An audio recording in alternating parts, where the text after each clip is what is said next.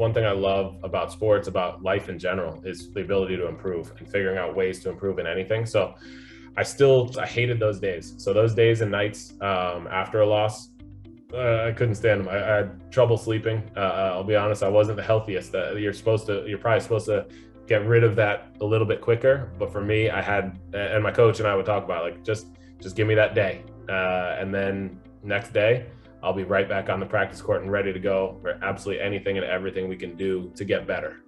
So that's kind of how I kind of, like I said, I had a routine. Probably wasn't the best routine, but the big thing was still getting over it and knowing that there is a next time. I would say the big thing is that word sacrifice always struck me a little strange because it's what I wanted to do.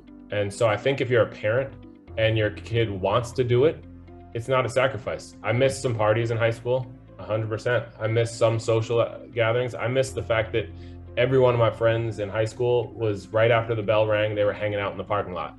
And I never did that. I wasn't the one that was just sitting on the cars, sitting outside that, on that Jeep or whatever, and just hanging out. I was at the tennis club. I was playing. I was working towards something. And so that's a sacrifice. But to me, that wasn't a sacrifice. It's what I wanted to do. Went to college. Obviously, I went to Harvard. Not a lot of people go to Harvard as just a stepping stone to the pro tour. You're going there because of the education. And I was still going there because, a few reasons. One, the education, but also the fact that I saw how much effort my brother was still able to put into the tennis and that he could make it work. If you do the time management right, you can make the tennis and the academics work, and you can do it effectively on both fronts. I would say as you get closer to events, focus on your strengths because that's going to give you more confidence going into tournaments, going into events where you feel like this is what I'm trying to do.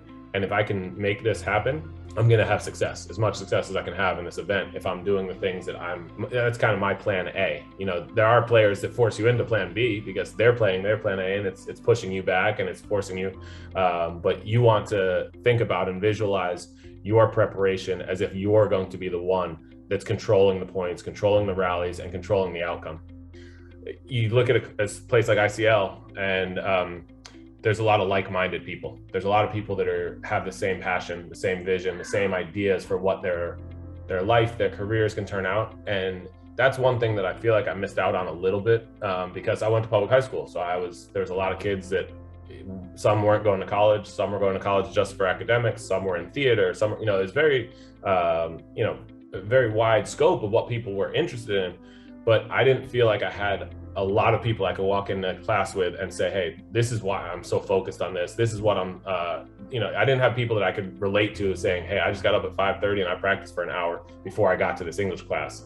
And it just wasn't the same. So I think having that around, then when I got to college and I had some people that shared that passion and shared that, I feel like it motivates you a little bit more. It's like, okay, I got another person that I can talk to, I can relate to, I can tell them everything that I'm doing that doesn't seem crazy. When I'm home after school and I'm doing push-ups during the commercials of TV shows, I can actually tell people and not be embarrassed that this is how much I think about tennis, that I'm doing what I can to be better at all times.